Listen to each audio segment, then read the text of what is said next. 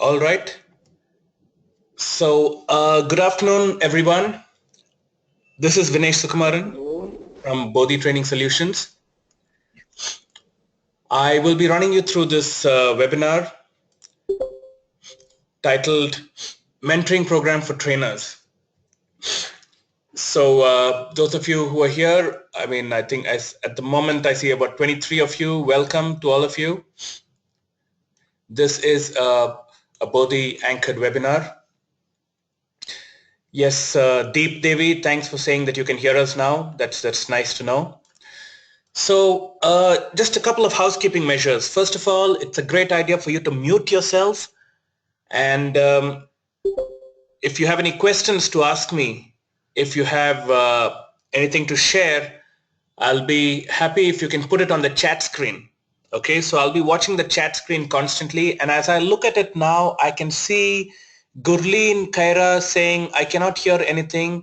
Has the session commenced? So Gurleen, we will have somebody from office calling you, and it might be a problem with your system because we have a lot of other people who are able to hear us clearly.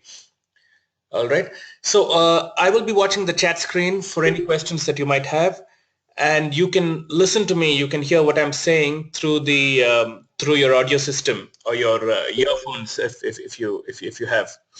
All right. Okay. So people who are okay, just 1 second. Let me just check. Especially since I have a couple of people who are saying that they can't hear. We always have a person from the office from Bodhih Training Solutions who's logged on, so that we can check whether the sound is coming across well. All right, so those of you who are unable to hear, I think it should be a problem with your system, because I'm just checking with the office staff and people are able to hear very clearly. Okay, and I also have somebody who's the slogan saying that he can hear me now. All right, so thank you very much for that. I'm going to just start off. So this is a 1 hour webinar, and we are starting on time. We started like 2-3 minutes ago. So just to give you an overview, what we're going to do, I will tell you a bit about what Bodhih is up to these days. And those of you who attended our previous webinars, you must have gone through this, but please bear with me. It's just a 2-minute affair. More importantly, I'm going to talk about why we've launched this mentoring program. Then we're going to look at what does the mentoring program involve. We will also look at what's in it for you, the participants, as in not the participants of this webinar, but people who are going to be part of this mentoring program. And finally, we'll have questions. So while I've put quick Q&A right at the end, if you do have any questions in between, feel free to put your questions up on the chat screen. I will be looking at the chat screen constantly, and whatever questions you have, I'm happy to answer them. Okay. Yes, Shraddha on the chat screen says, can you type it out? I think that's Shraddha. That's a good point.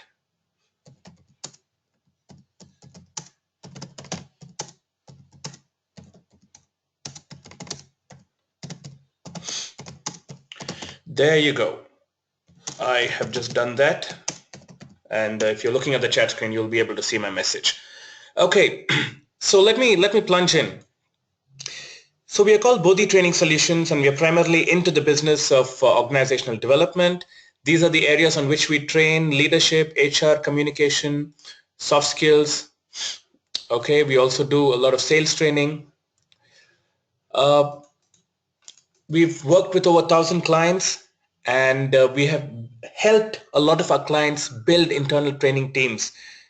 In recent times, we worked with this client who have been really increasing their workforce. So somebody who we trained a couple of years ago, when I say couple, I almost exactly 3 years ago, as a trainer, has moved on to become a training manager, and in another 2-3 years will become perhaps a global training head or something of that sort. Next, we have a very structured approach to training. We have tried and tested methodologies, and all our workshops, if you've ever attended any of them, are hands-on and experiential. So we hardly have workshops where you will just be sitting and listening. We are also an ISO company, and all the work that we do are based on ISO standards. In fact, it's an interesting time because just yesterday we finished our ISO recertification. And I'm happy to announce that we have moved on from the ISO 9001-2008 certification to the 2015 certification, which means our processes have gotten even stronger. That's our Facebook page, but we are not just on Facebook. We are on LinkedIn. We are on the social media. You can go to www.bodhih.com and see what we're doing there. So there's a lot of activity happening on that. Also, you can follow us on Twitter at Bodhih Training. Okay, so that's really about the company.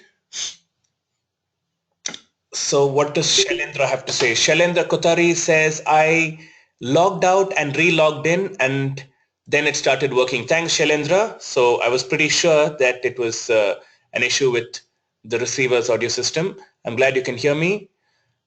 Okay, so Kushi, if you're unable to hear, you should check your audio system. Okay, so mentoring for trainers, we actually launched this program. So this is how it is. Bodhih has a 3-part certification process. It starts with what we call the TFC, or we also call it sometimes the TFW, but basically it's the training foundation course or workshop. This is an entry point for anybody who has zero exposure to training and who wants to, who want to move into training. Then we have a signature 4-day Train the Trainer certification workshop. This is a program which is a certification program. You will be assessed in the end, and after a very methodical assessment which actually evaluates your knowledge, skills, and behavior, and if you meet the standards that we prescribe, you will get certified. We also have something called as the MTC, that is the Master Trainer Certification. It is for people who have a good amount of experience in training and who are wondering how to move to the next level in the training field. Okay, so that's really our certification process. So the reason we launched this program is because ever so often, particularly in the Train the Trainer certification, we had people who would come up to us, either to me or whichever trainer was conducting the program, and say that, we'd like to get mentored. And there is a section, those of you who attended the TTT, and I actually see names here. I see Supriya Patel, Captain Supriya Patel, okay, Dr. Allure Gowda, okay, and so on. I mean, I know I personally trained you, so Shraddha and so on. So I don't know if you remember. There's a section in thanks Supriya, thanks for saying yes. Okay, so there's a section in the just before we get into content development where we say that it's important for you to get mentored, and finding a mentor is a big part of you becoming a better trainer, as well as knowing enough to be able to develop better content and so on. So after that, I would at least have in every program 3-4 people coming and saying, can I mentor them? Now, as much as I'm interested in doing it, what I really lack is the time. Yes, Deep Devi, thank you for saying me too. Thank you for seconding that. So as much as I'd like to do it, what I'd liked was the time. And we thought about this quite seriously last year, and we said that, look, we have so many people. I mean, this is what we did in the year 2012 because so many people wanted to be trained by us to become trainers. So we launched the Train the Trainer certification. Then we launched the Master Trainer, and then the Training Foundation course. So just like that, last year we thought about what can we do? What can we do to our group of people who want to be, mentored by us? And we said that, look, I personally might not have the time, or, my partner Siddharth might not have the time. So is there something that we can do? And we've launched a very methodical process where anybody can sign up with us and get mentored at a fee, but very stringently on all the aspects which we would consider to cover important dimensions of training and development. So that's really why we launched this program. So it is in a way a program to help trainers, especially new trainers, move successfully into a career in training, to provide them with the required hand-holding, provide them with the required support. Just yesterday, I had one of our participants, in fact, I don't know if he's here. No, I don't see his name. His name is, by the way, he's another captain. He's a captain from the Merchant Navy. His name is Captain Deepak Kotak. He called up and he said, he's getting some, he just got certified by us, I think, end of last year, if I'm right, yeah. And he's been really working on some of the inputs that we gave him, and he's finding a lot of work now. He's finding coaching work, he's finding training work, and he's really beginning to do this. And now he's also unable to deal with some of that work himself, so he's getting somebody to support him on this, especially for the content development. So he called me to say, I have this person and this person is really good. So I'm going to start working with this person, and this person will sort of support me in this training, both with the content and delivery. So do you have how do I work with this? Do I sign a contract? Is there a particular kind of contract? What do I put in it? Now, these are the kind of questions you might face if you actually plunge in and start becoming a trainer. Of course, I had a very quick conversation with him, and I sent him a sample contract, which I thought was a fantastic contract. And I told him, you can't use this as it is, but you have to change a lot of things. And then you can, put your name there, put that person's name there, and, you'll be able to use this.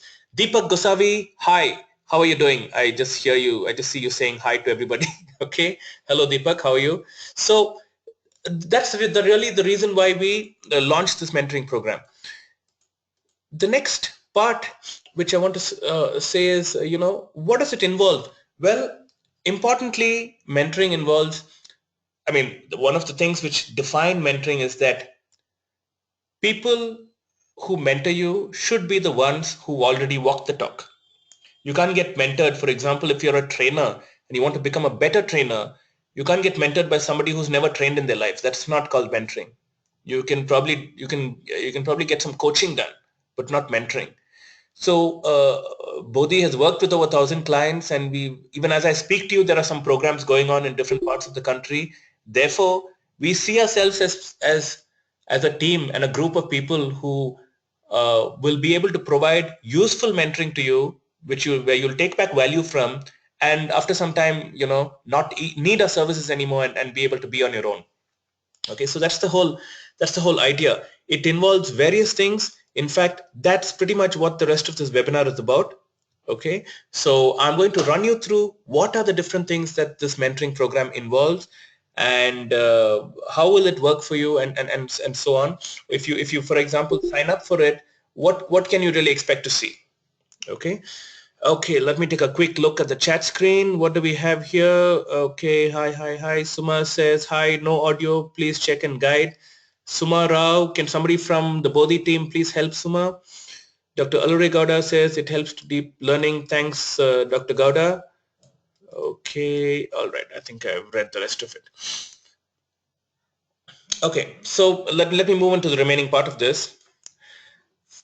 So let me get into what's in it for you. And I think when we do training programs as well as we conduct webinars, one of the things that we constantly have in our mind is, how are our participants going to benefit from this? And even those of you who attended any of our presentation or training workshops would realize that we constantly focus on the receiver. So right now in this webinar, you guys are the receivers, right? So I'd like to focus on what's in it for you. How would you benefit from this mentoring program, and what can you expect to see once you sign up for it? First, finding answers.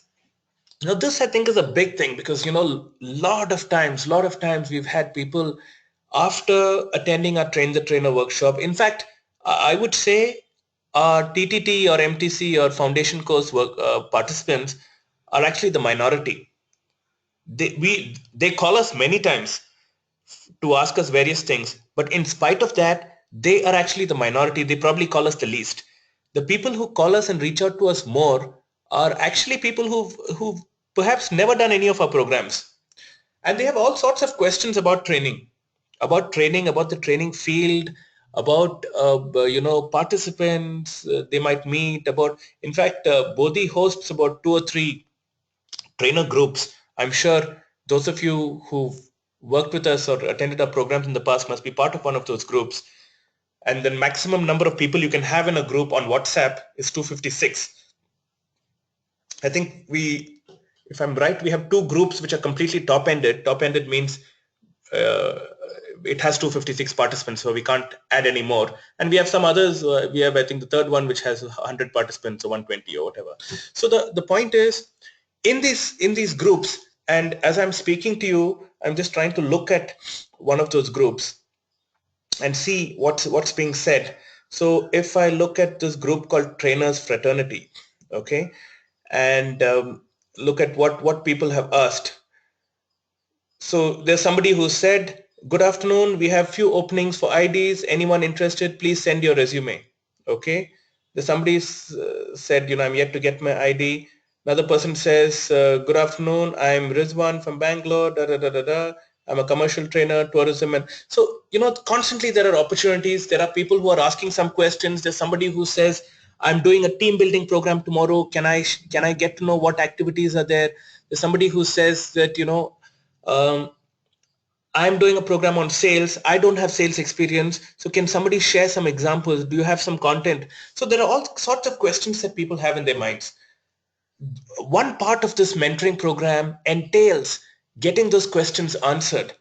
And my favorite example related to answering questions is this is the sweet lady who actually asked me. She was going to Hewlett Packard for a program, and she said, Vinesh, I have a question. I hope you don't see it as a stupid question, but can I wear a sari and go? Is it okay to wear a sari?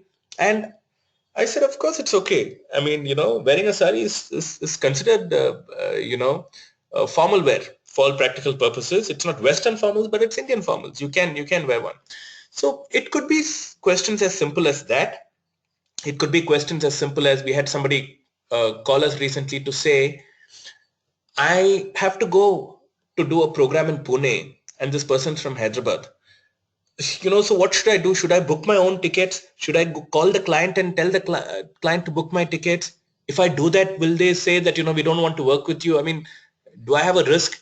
And these are genuine questions. Okay. So this part of the program really is about having all your questions answered in terms of what it takes to become a successful trainer, what are the different components of it. If you're stuck somewhere, what you could do, how to deal with it. All right. I hope I've painted a reasonably clear picture about what finding answers is about. Let me see what we have. Okay. So Supriya says, yes, thank you. So Gurleen says, try logging in again. Yes, that's a good idea. People get confused with what to wear. Yes, that's right, Shraddha. Suma says, still the same, not able to hear. Okay, Sumar, I hope when you re-log in, things are better. So Shraddha, can you add us to the group? Yes, Shraddha, we can certainly add you to the group. I will make a note of this. Somebody from Bodhih will add you to the group. We can add you to only one of the groups because the other groups, I mean, we can't have more than 256 members in one particular group in WhatsApp. Shelly Saini says, would like to join one of those groups. Yes, Shelly, if I remember right, you must be from Practo. And Trijit says, and I'm not on any of the WhatsApp groups. Okay, don't worry, we're going to add you to those groups. Okay, so let me move on. The next part of the story is training opportunities. So what happens here? I mean, one of the regular complaints that we get from many participants. Okay, I see a lot of you saying, add me to the group, add me to the group, add me to the group. Okay, don't worry, we're going to add you to the group. We are constantly looking at adding new people. The idea of having this group is to open out opportunities to our trainers. Okay, so talking about opportunities, training opportunities. The question that we have, in fact, last year, we conducted a couple of sessions of the Train the Trainer online, which we call the TTT LVC. LVC stands for Live Virtual Classes.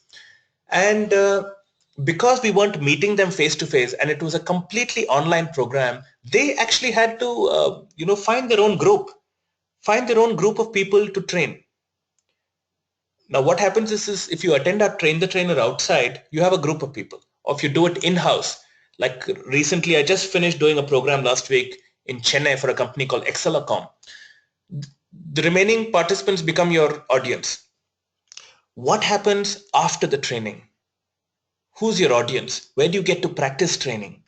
So training opportunities really is about giving you that arena, giving you that platform to practice your training.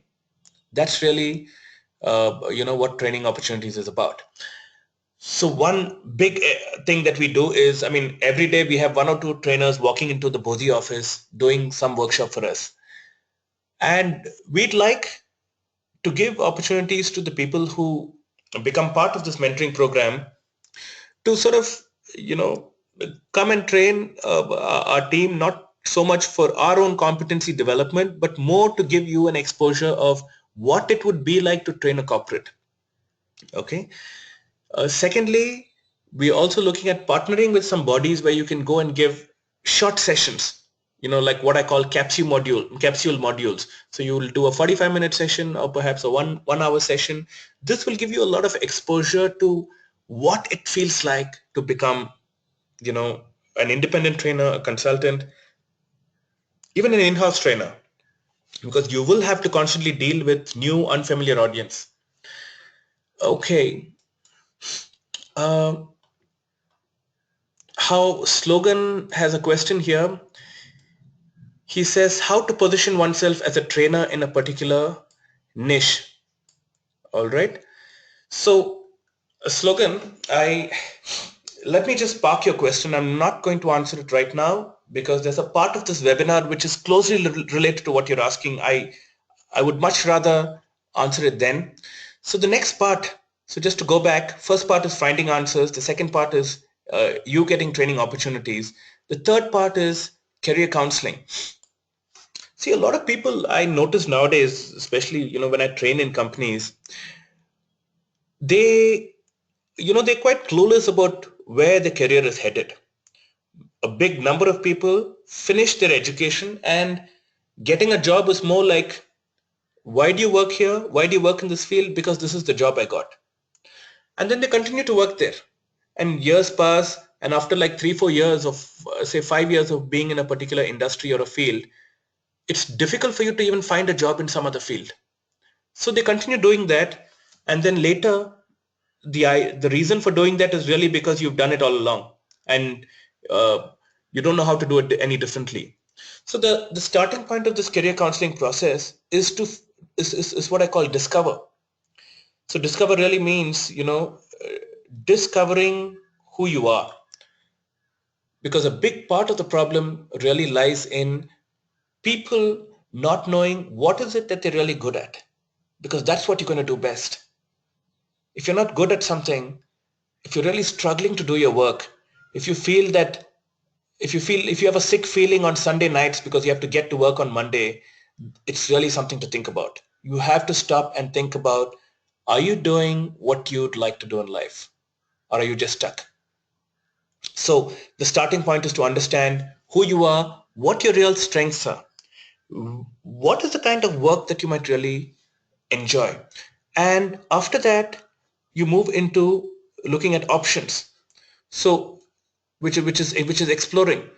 So if your strength, for example, recently I'm doing some research with the university in the US, and I just realized that as a part of this, I have to also take up a lot of assessments, and I realized that they said one of my strengths is really getting the best out of other people.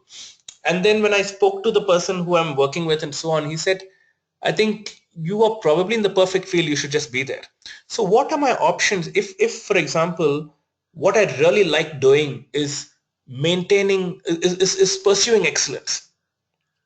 Okay, and if you realize like that's your strength, what are the jobs that you can do where pursuing excellence becomes a big part of the job? For example, in many companies, a sales job is not necessarily a job where you can pursue excellence.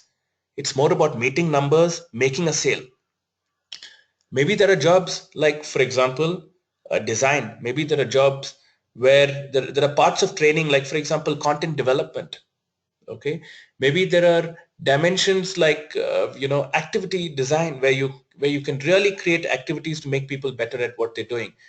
So how can you really pursue excellence? Maybe you'd be better off being a trainer who's already working with a team which is already performing well and taking them to the next level. So this is what exploring options is about. And finally, once you're clear about that, then you get to choose your direction.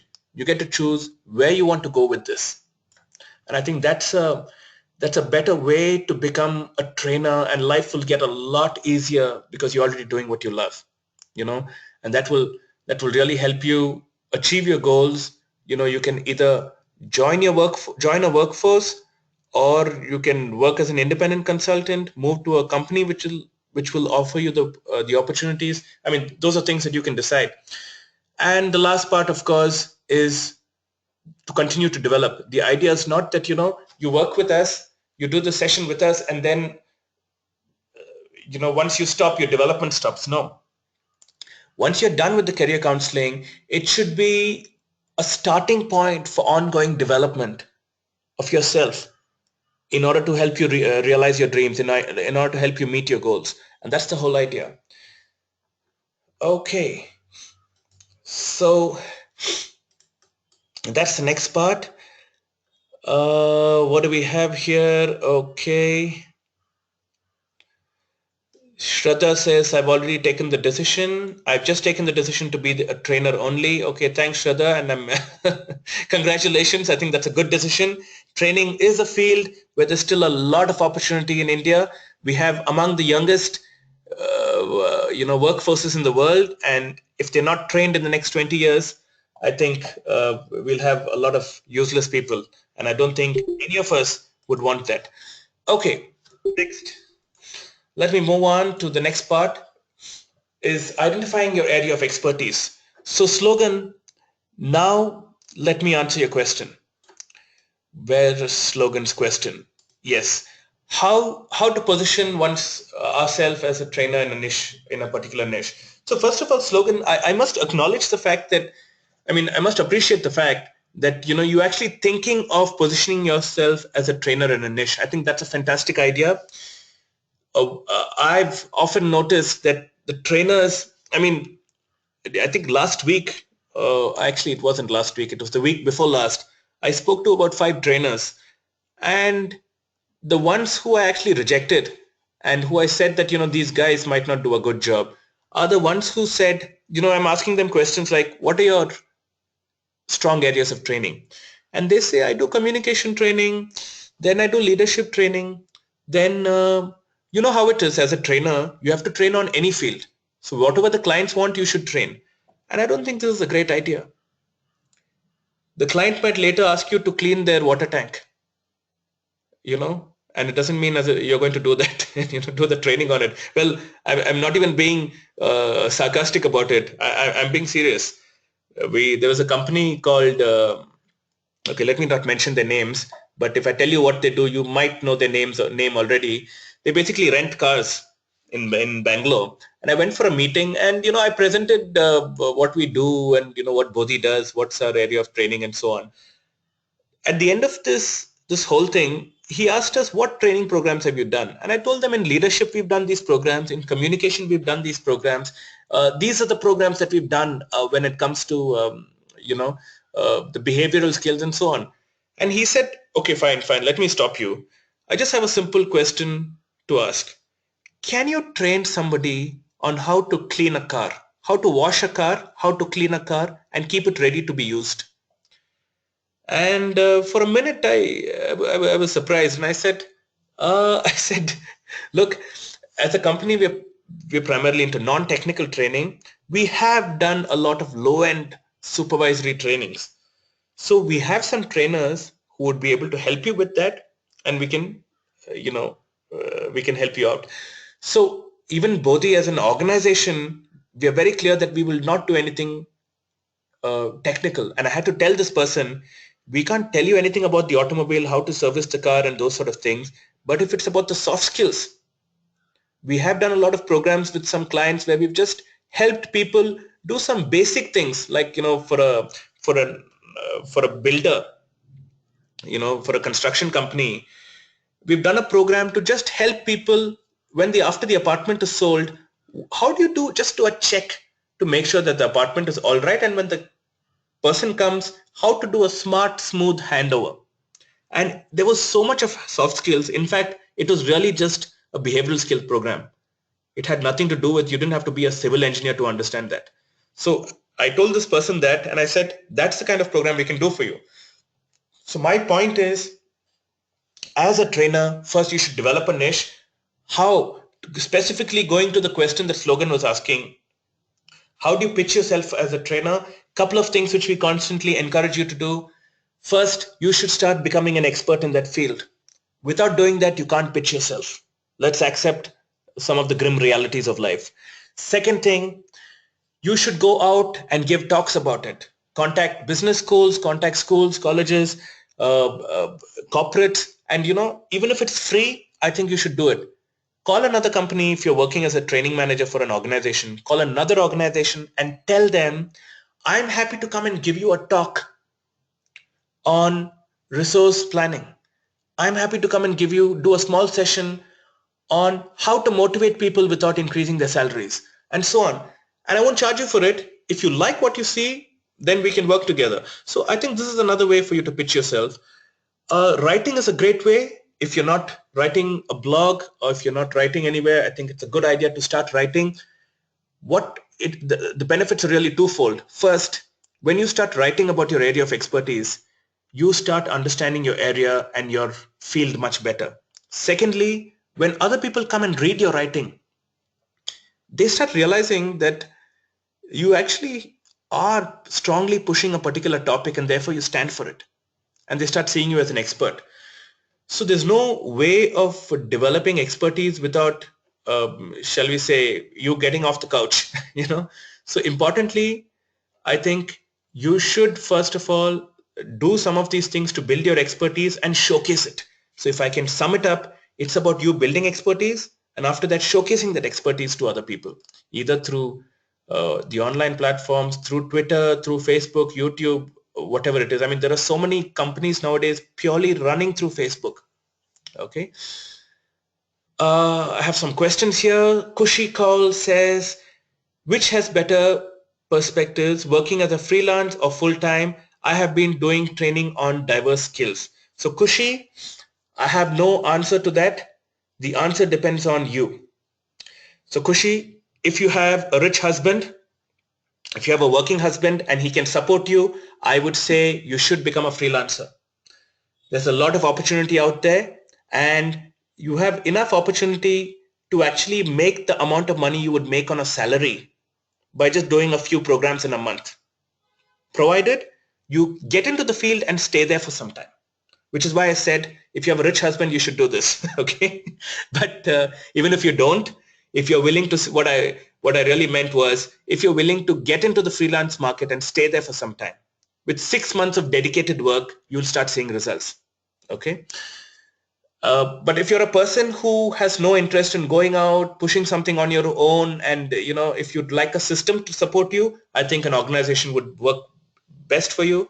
So you can join a company as a trainer, training manager.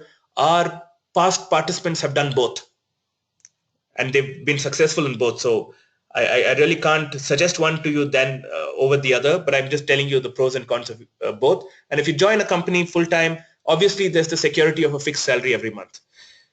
Then we have Shraddha who said, yeah, and one logistic organization asked us as a content team, can you develop content for drivers?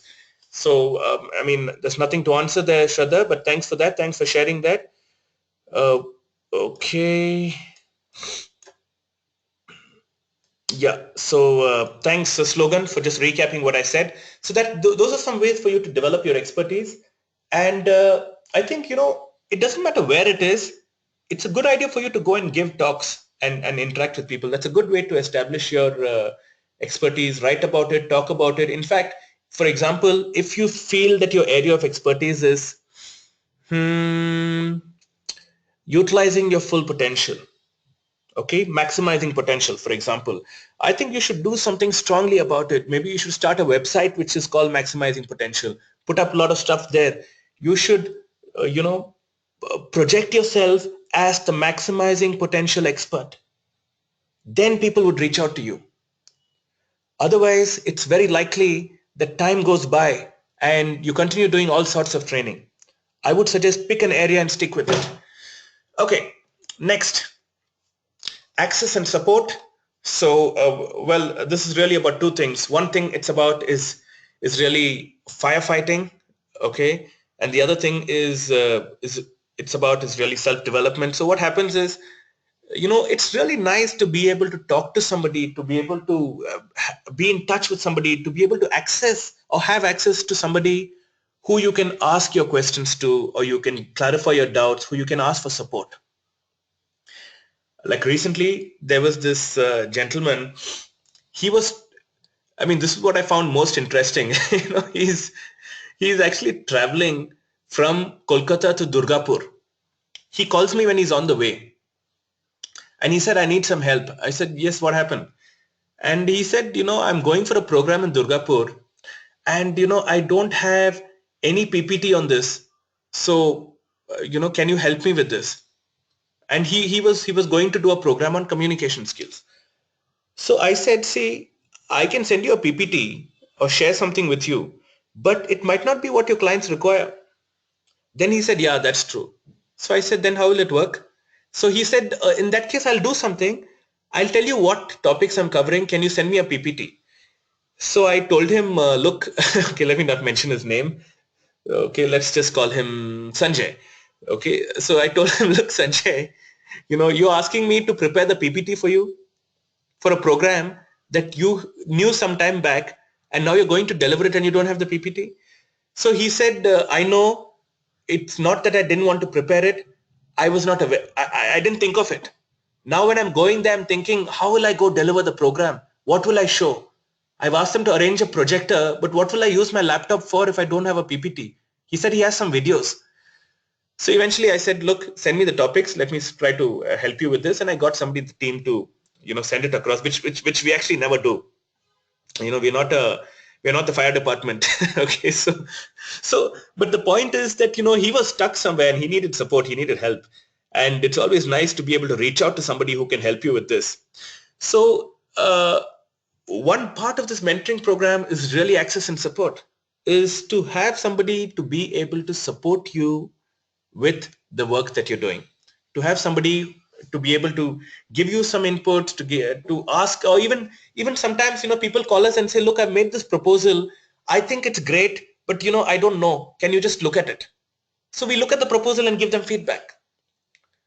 Another popular phenomenon that happens, there's this gentleman, one of our clients from Nigeria, and he's an EHS trainer, that's environment, health and safety. And just recently he contacted us saying that, in fact, he contacted me and sent me a WhatsApp message asking me something very specific about whether this will work for him, whether this will not work for him. And he's planning to do a program. So he wants to know, in fact, I'm just looking at his message. Yeah, it says, training and development seminar in today's volatile global economy, improving business performance against rising competition and reducing cost are major objectives. That will deliver significant benefits. Join a free session at Eden Hotel, Act and E-Library. This is in Nigeria, from 10 a.m. to 4 p.m. on the 4th and 11th. So the point is, people want to share things with you, to bounce things off you and to see what you think, to see, what you feel about it. Is it working? Is it a good thing? Is my messaging consistent? Am I not saying something? Am I overselling, and so on? So that's really what access and support is about. Okay, let me see if we have any questions here. Okay. Okay, slogan says thanks. Suma says same challenge, no audio. Okay, I'm really surprised that Suma, you're not able to hear us still, because the rest of the team is able to hear just fine. Please try to log in. I think that should help. Okay, fine, sure. So Slogan says, can you please share the template? So Slogan, you can get in touch with us later. We'll be able to help you with that. Okay, the next part is meeting up. So here's what we've noticed, some of our most successful trainers, one quality that they have in common is that they're constantly in touch with other people who are doing similar work. In other words, other trainers, other content developers, other consultants, other coaches, other mentors, and so on. So now what happens with a lot of people is you've been working as, say, an IT programmer for 25 years or 20 years. Suddenly you want to quit this and become a trainer. You have nobody who's a trainer in your circle of friends. And you're wondering, where do I meet trainers? And when you come for one of our workshops, you'll meet a couple of them. But those people are in the same boat as you are. Many of them are also newbies. So where do you meet trainers? So one of the things that Bodhih has started doing, and we've just started doing this about, I think, 3 weeks ago, we've launched meetups in Bangalore, Mumbai, and Delhi. And the idea is to get groups of people together under one roof. It might not necessarily happen in an office or a banquet hall, but it could also be in a coffee day or any other meeting space, and get them to talk about, discuss, exchange ideas, share insights, and support each other. So this is something that we will, we will also have included in as part of the mentoring program.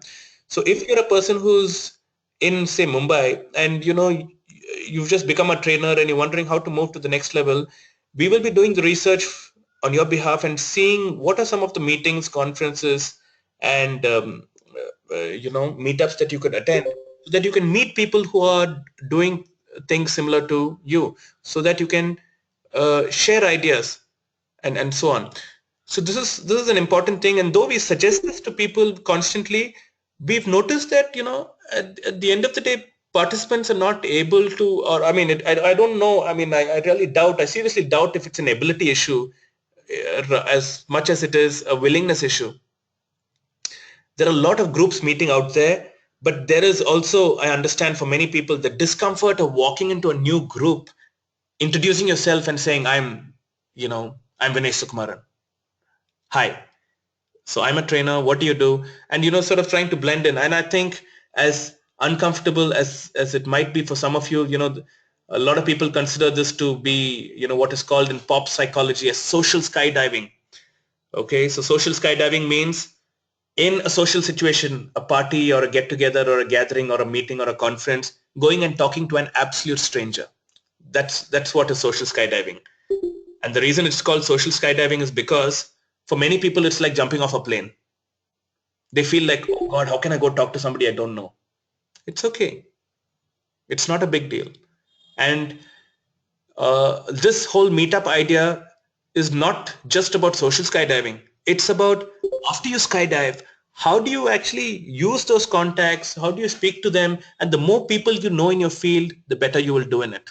It's a universal phenomenon. And while we've launched 3 meetups, we completely understand that in other cities, like we definitely don't expect somebody from Pune to come to Mumbai to attend a meetup. No. We will be looking at what are the meetups available in your city, what are the active ones, and which ones can you go and attend. And there's a lot of benefit also attending meetups where you'll be meeting people who are not trainers. So if you go for a meetup of, say, entrepreneurs, obviously they will have a lot of things to share with you. They will tell you about their entrepreneurship challenges. They will tell you what's not going right in their companies. And then you can, design programs to help them out. So don't think meetup means going for a meeting where you have other trainers only. It also means going for meetings where you have people who might want to access and who might benefit from your training program. Okay.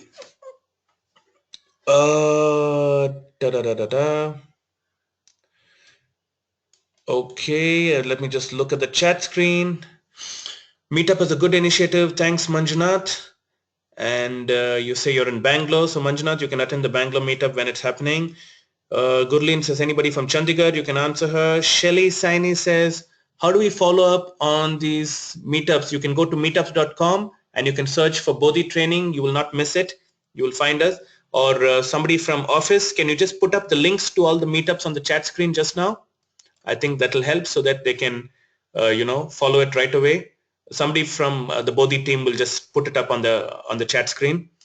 Okay, so let me move on. The next part of it is blogging and writing. And I told you, if you want to project yourself as an expert in a field, and I'm not suggesting to anybody on this group to, what should I say, to quit your job and become an independent consultant. Okay, that's not what I'm doing. I'm trying to tell you that I've met a lot of people, and I keep meeting people, especially people who are above the 40 mark in the sense I'm talking about age, who feel that they're done working for a company and they want to be on their own. And what happens is, if you've been working for a company as an IT programmer, or if you've been a banker, for example, if you've been working in a bank, it's pretty difficult to come out and do something on your own in that field. It's quite difficult. Because what will a banker do outside? He can become a financial advisor, but even that he's not really used to doing. He's really been selling his bank and dealing with that throughout his career. So what happens is, over time, I think 70%, and I think this is a safe figure, 70% of the people I meet want to be on their own for whatever reason. I don't know if it's because they really want to. I don't know if they're tired of their existing bosses. And I also don't know whether it's the whole startup bug which big cities like Bangalore are bitten by. So what happens is, in training is a field where you can actually do that comfortably. For example, if you're a writer, you can do that comfortably. If you're a consultant, if you're a management consultant, you can do that. If you're an ISO or a quality consultant, it's something that you can do comfortably. So the point is that, there's a lot of opportunity out there for that space. And one big thing, the reason I'm telling you this is, I'm re-emphasizing the importance of you developing an area of expertise. Yes, blogging and writing is a great way for you to establish that. And this is not about you writing your diary. It's not about you writing where you ate lunch, how was it, how did you spend your holiday. It's not about that writing. It's about you writing about your field. It's about you writing your area of specialization as a trainer.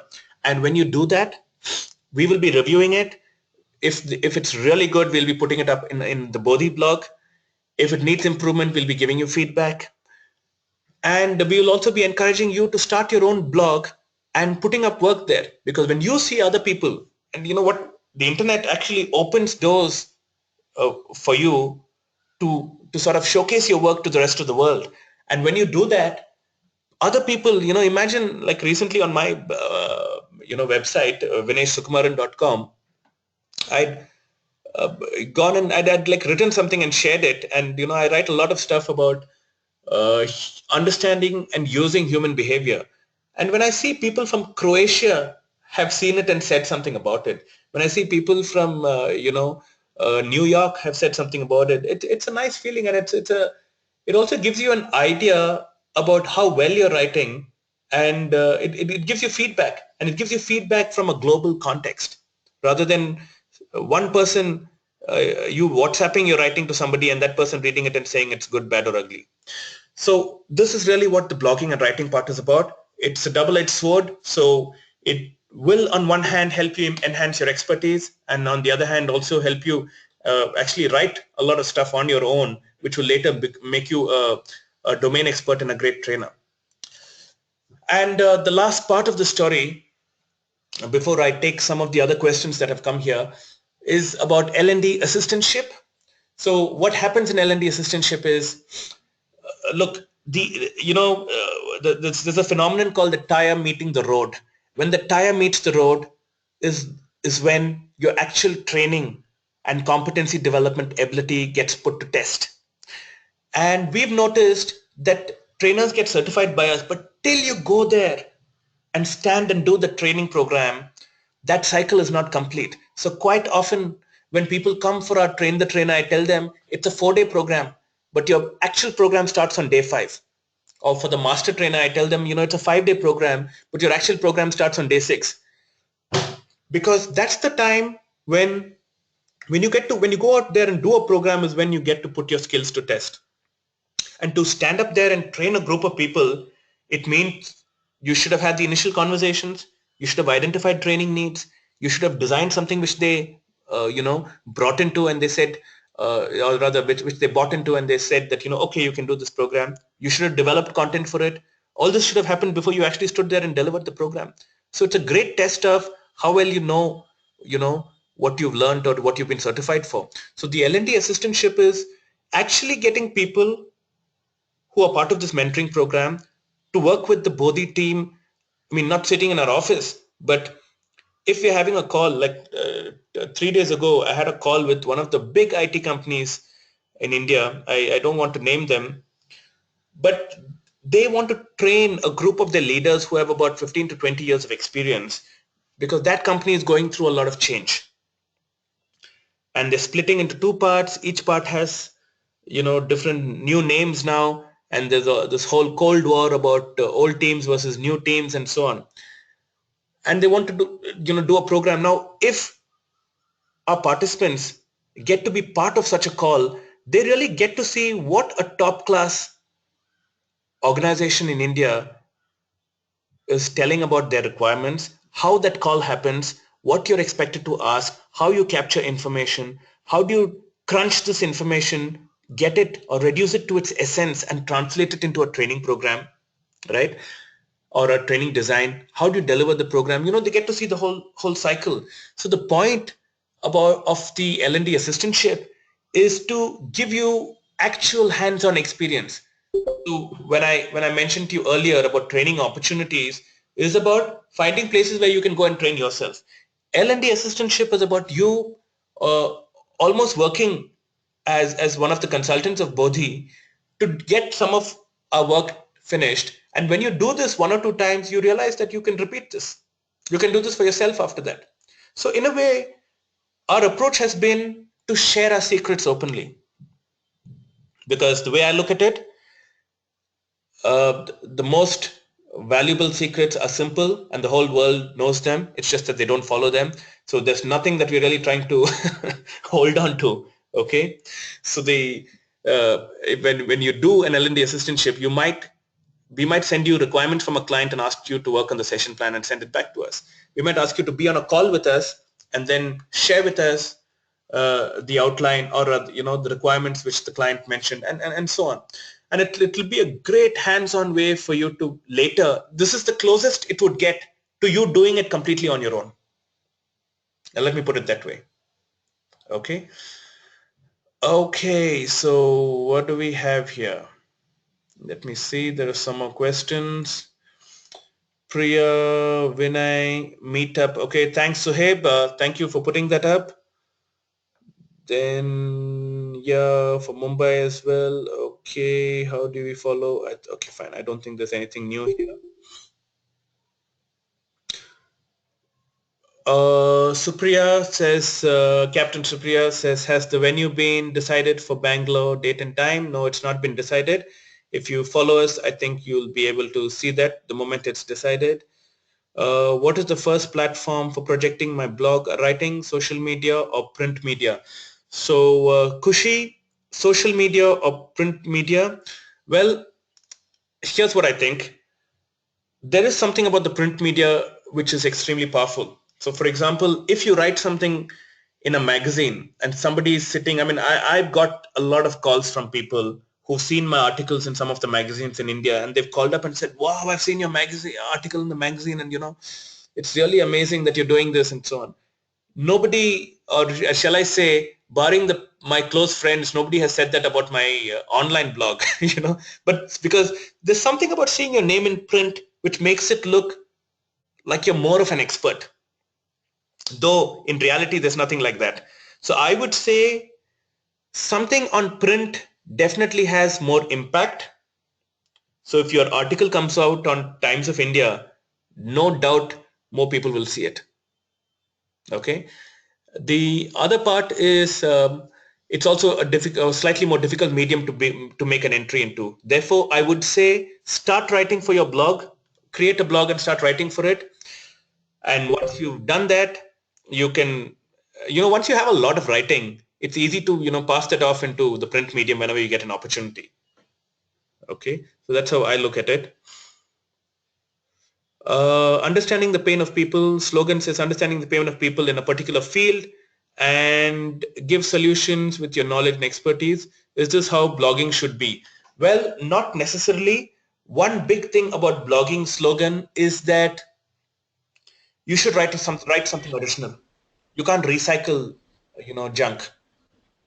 So you can't, like, for example, say that I'm going to blog and research 5 websites, pull information from all those places and put it. Nobody's going to read what you said. The best thing to do is come out with your own original ideas in your field.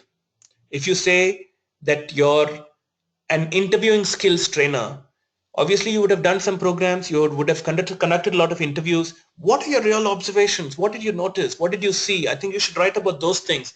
That's what people are interested to read about. If there's already an interviewing skills model, if you say there's something called competency-based interviewing skills or STAR, people will read it and say, you know what, the moment they see the name, they'll move on. Okay, so that's really what tends to happen. Then what do we have here? One second. Okay, so all these are things that are about, I don't see any other question here. Okay, George, can we have the video recording of the session? Definitely, George, you can do that. Ram Karthik says, is there any website to have control for generic training modules for beginners? Well, Ram, there are some websites, but I don't want to announce this here publicly. There are a lot of websites. If you maybe send us an email later, I can share those websites with you. I don't want to be sitting here on this webinar and promoting other people's websites. Okay. So before I do this, before I finish and take questions, I just want to do a quick recap. What's in it for you? First, this session, this mentoring program will help you find answers. Then you will be given training opportunities, places where you can stand up and deliver and see what it's coming out like. Third, career counseling, identifying what are your strengths and therefore what area of training specifically might suit you, or are you better off not being a trainer and perhaps being a coach? Then identifying an area of expertise. So what area of training might really suit you well? Next, access and support, having somebody to call, reach out to when you're stuck. And my observation has been that nobody's stuck perpetually. You get stuck for some time in your beginning stages, and after that you're on your own. Meeting up, rubbing shoulders with people who are doing similar things and perhaps doing different things, but who you can offer your services to. And finally, blogging, writing, where you can put your ideas out, and LNT Assistantship, where you can do part of actual real-world live work or projects and get a sense of what it's like to work. Okay, so this is really what I have to say. In fact, we have 2 more minutes. So if you have any questions, I'm happy to answer them. In fact, there's one question which I missed out. Vinay Shankar says, soon we are going to run an MTP in our organization. Thanks, Vinay. That's useful information. Is there any website to have content? Okay, fine. There's one question here which was sent to me personally. Just hold on. Okay, so yeah, this question, I mean, since it was sent to me personally, I'm not announcing the person's name. So she's basically saying that she's confused between whether, I'm confused between whether I should choose team building or communication skills. Most of my communication skills programs have high feedback, team building programs not so good. Okay, so here's the point. I mean, I'm guessing, I'm not guessing, I'm pretty sure that your question is about which area of specialization should I choose. In fact, you have a great insight here.